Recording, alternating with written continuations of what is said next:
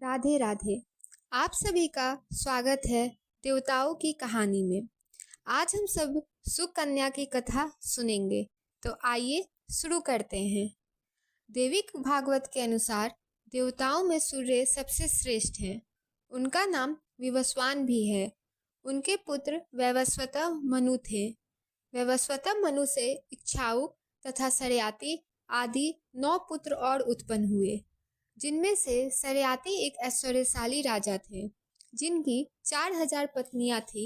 उन सब के बीच में सुकन्या नाम की एक सुंदर पुत्री भी थी। उनके नगर से थोड़ी दूर पर एक सुंदर सरोवर था, जहाँ महातपस्वी भृगुवंशी च्यवन मुनि तपस्या में निमग्न थे। वे जल ग्रहण किए बिना बहुत समय से जगदम्बिका का ध्यान कर रहे थे और उनके शरीर को दीमकों ने पूरी तरह से ढक लिया था। दीमकों के कारण वे मिट्टी के ढेर से छिप गए थे। उसी समय वे राजा सरयाति अपने रानियों के साथ घूमते हुए उस उत्तम सरोवर पर आए। चंचल स्वभाव वाली उनकी पुत्री सुकन्या खेलती हुई वाल्मीकि बने हुए च्यवन मुनि के निकट आ पहुंची। उस वाल्मीकि के भीतर च्यवन ऋषि की दोनों आंखें जुगनू की तरह चमक रही थी।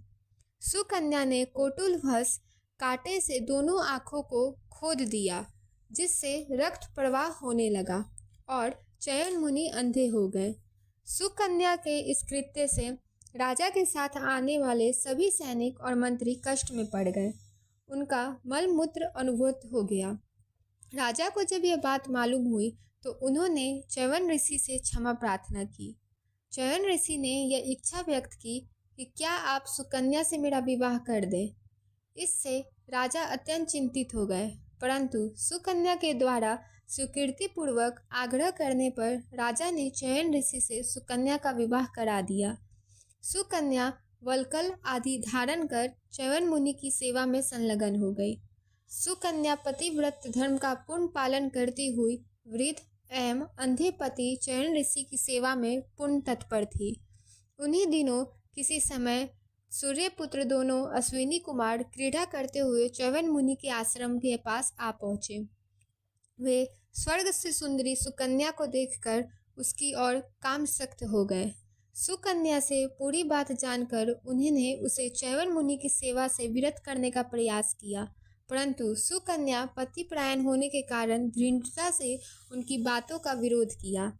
सुकन्या की दृढ़ता देखकर अश्विनी कुमारों ने भयभीत होते हुए च्यवन ऋषि को युवावस्था तथा सुंदरता प्रदान करने का प्रस्ताव रखा। साथ ही एक शर्त भी रखी कि एक सरोवर में च्यवन मुनि तथा हम दोनों एक साथ स्नान करेंगे और तीनों एक रूप में हो जाएंगे। उनमें से तुम किसी एक को पति रूप में चुन लेना। यह सुनकर सुकन्या असमंजस में पड़ गई। उसने सब बातें अपने पति च्यवन मुनि को बताई। अंत में च्यवन मुनि की आज्ञा से सुकन्या ने इस शर्त को स्वीकार कर लिया। एक सरोवर में च्यवन ऋषि तथा अश्विनी कुमारों ने एक साथ स्नान किया और तीनों एक रूप में हो गए। तभी सुकन्या से कहा, इन तीनों में से तुम अपना पति चुन लो। सुकन्या अत्यंत दुविधा में पड़ गई। वह पतिपरायण थी। उसने तभी भगवती से प्रार्थना की और भगवती की कृपा से अपने पति च्यवन ऋषि को युवा रूप में प्राप्त कर लिया। तब च्यवन ऋषि युवावस्था प्राप्त कर अत्यंत प्रसन्न थे। उन्होंने प्रत्युपकारी दृष्टि से अश्विनी कुमारों को यज्ञ में सोमरस पान का अधिकारी बनाने का वचन दिया। बहुत समय बीत जाने पर एक दिन महाराज सरयाति अपने कन्या को देखने के लिए च्यवन ऋषि के आश्रम आ पहुँचे। वहाँ युवा पति के साथ अपनी कन्या को देखकर विस्मय में पड़ गए। जब सारी बातें स्पष्ट हुई तो च्यवन मुनि के आदेश से सरयाति एक यज्ञ का आयोजन किया। उस यज्ञ में च्यवन मुनि ने अश्विनी कुमारों को सोमरस पान का अधिकारी बना दिया। तो बोलिए माता भगवती की जय।